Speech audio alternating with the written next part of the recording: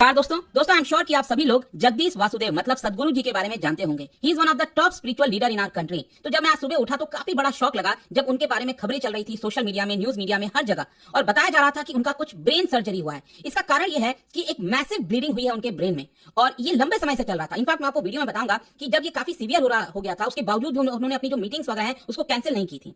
तो यहाँ पर आप देख सकते हो खबर, Sadhguru undergoes surgery for chronic brain bleed at Delhi hospital. तो इसके बारे में हम डिटेल्स जानेंगे उनके साथ हुआ क्या, और साथ ही साथ ये जो ब्रेन में ब्लीडिंग होती है उसके सिम्टम्स क्या है, कॉजेस क्या है, स्पेशली आपने ब्रेन हेमरेज के बारे में सुना होगा, कितने तरह के होते हैं, वो सारी चीजें मैं आपको डिटेल से बताऊंगा। काफी इंपॉर्टेंट वीडियो आएंगे। चलिए शुरुआत करते हैं और सबसे पहले ये देखते हैं कि एग्जैक्टली हुआ क्या है। देखिए वो फाउंडर है ईशा फाउंडेशन के, आई एम श्योर आपको पता होगा ईशा फाउंडेशन के बारे में। तो उनकी तरफ से एक स्टेटमेंट जारी किया गया और बोला गया कि जो स्पिरिचुअल लीडर है सदगुरु, ही अंडरवेंट अ ब्रेन सर्जरी और इसका मेन कारण यह है because he faced a life threatening bleeding in his brain. यहां पर आप देख सकते हो जो स्टेटमेंट जारी किया गया है स्पेशली बाय अपोलो हॉस्पिटल, क्योंकि वहीं पर इनकी सर्जरी हुई है, इंद्रप्रस्थ अपोलो हॉस्पिटल दिल्ली में। आई एम श्योर जब आप गए होंगे तो पता होगा। तो जो सर्जरी है वो बेसिकली 17 मार्च को हुआ था ताकि जो ब्लीडिंग हुई थी स्कल में उसको रिमूव किया जा सके। और जो वेंटिलेटर पर उनको रखा गया था, लेकिन सर्जरी के बाद यहाँ पर जो वेंटिलेटर है वो हटा दिया गया। मतलब वो काफी स्टडी प्रोग्रेस दिखा रहे हैं अपनी हेल्थ में and he is fine now, मतलब आप कह सकते हो अभी के हिसाब से जो बताया जा रहा है। लेकिन यहाँ पर सबसे इंपॉर्टेंट चीज है कि देखिए ये मैं आपको बताता हूं एक्चुअली कब क्या हुआ था। 14 मार्च को वो दिल्ली पहुंचे थे क्योंकि उनके कई सारे मीटिंग्स थे, प्लान्स थे। इनफैक्ट आपने देखा होगा कि जो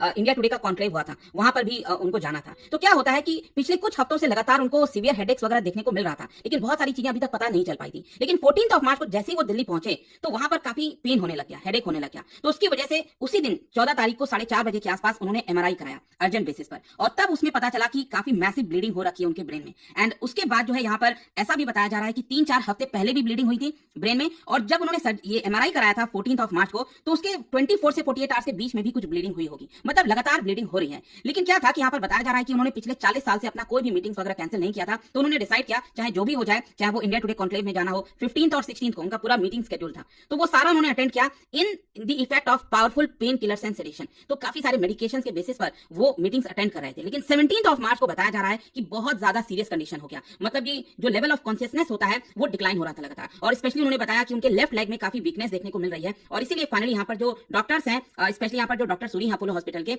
उनके अंडर में ये जो पूरा सर्जरी है वो सारी चीजें कराई गई। सीटी स्कैन वगैरह में रिवील हुआ कि ब्रेन स्वेल हो रहा है, ठीक है, फूल रहा है, और इन्हीं कारणों की वजह से यहाँ पर ऑपरेट करना काफी जरूरी हो गया था। और फाइनली 17 मार्च को यहाँ पर ब्लीडिंग निकालने के लिए ये पूरा जो सर्जरी है वो कंडक्ट किया गया है। इनफैक्ट आप देख सकते हैं यहाँ पर इंस्टाग्राम पर उनका एक जो पूरा ये आप देख पाएंगे उनका जो वीडियो है वो रिलीज किया गया। और जब मैं ये वीडियो देख रहा था तो बड़े ही मजाकिया तरीके से आप देख सकते हैं उनकी जो सर्जरी है उसके मार्क आपको देखने को मिलेंगे, इस तरह से जो पट्टी वगैरह है वो लगाया गया है। लेकिन जब वो बात कर रहे थे ना तो बड़ा ही मजाकिया तरीके से कि देखिए जो न्यूरो सर्जन है उन्होंने मेरे स्कल को कट किया, वो कुछ ढूंढ रहे थे मेरे स्कल में लेकिन उनको कुछ मिला नहीं, एंड इसी की वजह से उन्होंने वापस ये पैच लगा दिया है। तो बहुत ही लाइट मोमेंट इसको एक तरह से ले रहे थे सदगुरु, मतलब कि दिख रहा था कि चलो he still fine right now. In fact आप देख पाएंगे यहाँ पर जो प्रधानमंत्री मोदी जी हैं उन्होंने भी उनसे बातचीत की और कहा कि ही विशेस हिम गुड हेल्थ और स्पीडी रिकवरी। और इसी को देखते हुए सदगुरु ने कहा, रिप्लाई किया कि जो है प्रधानमंत्री मोदी जी आपको पूरे देश को संभालना है, मैं बहुत इंपॉर्टेंट नहीं हूं सच। तो इसी के लिए उन्होंने इसके लिए धन्यवाद दिया। खैर जो भी है, यहाँ पर अगर हम डॉक्टर सूरी की बात सुने तो उनका ये कहना है कि जो सदगुरु है जिस कंडीशन से वो गुजरे हैं, he has done actually well and much beyond our expectation. मतलब जो डॉक्टर सोच रहे थे जिस तरह का कंडीशन था बहुत जल्दी से वो रिकवर कर रहे हैं, ठीक है।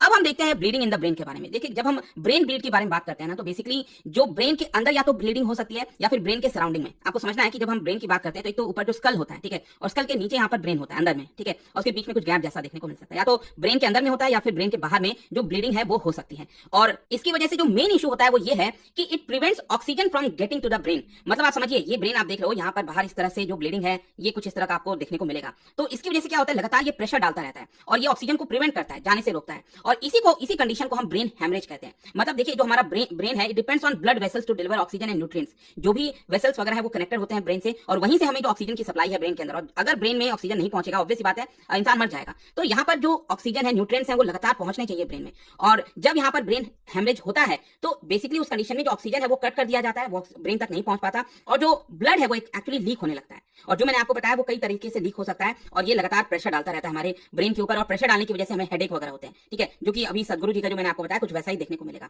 अब जैसा मैं आपको कह रहा था ये दो तरीके से हो सकते हैं। एक होता है आपका इंट्रा सेरेब्रल हेमरेज, तो इसमें जो ब्लीडिंग है वो ब्रेन के अंदर में होती है, ठीक है, ब्रेन के अंदर में टिश्यू टिश्यूज के बीच में होती है। और साथ ही साथ यहाँ पर जो इंट्रा वेंट्रिकुलर हेमरेज होता है, वो क्या होता है कि ब्रेन में जहाँ पर हॉलो स्पेस होता है ना, हॉलो वाला पार्ट होता है, खाली जगह, वहां पर ब्रेन की ब्लीडिंग हो जाती है।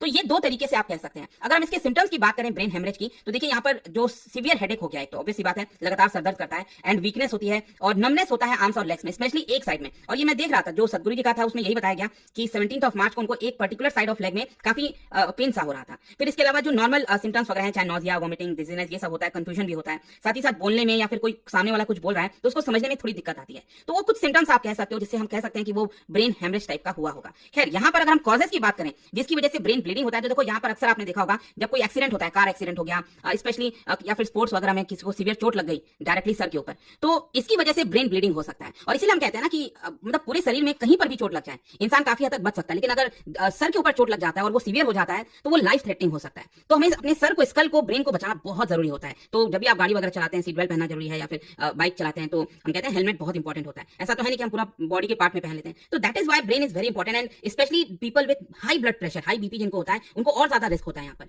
और साथ ही साथ जो लोग ब्लड थिनर्स वगैरह लेते हैं, जिनको स्ट्रोक वगैरह के चांसेस होते हैं, तो डॉक्टर मेडिसिन देते हैं, एस्पिरिन वगैरह देते हैं ब्लड थिनर वाला, तो उनको तो और सावधान रहना चाहिए। तो क्योंकि क्या होता है कि अगर उनको हल्का फुल्का भी चोट लग गया ना दिमाग पर, तो वो ब्रेन ब्लीडिंग हो सकता है उसकी वजह से। फिर इसके और भी कॉमन जो रीजंस हैं, चाहे ब्रेन ट्यूमर्स हो गया, कार्डियोवास्कुलर कंडीशंस, स्ट्रोक आ गया, तो ये सारे कॉजेज हैं जिसकी वजह से ब्रेन ब्लीडिंग होता है। And we can just hope कि सदगुरु जो है वो जल्द से जल्द यहाँ पर ठीक हो जाए। और आई होप कि आपको समझ में आया होगा।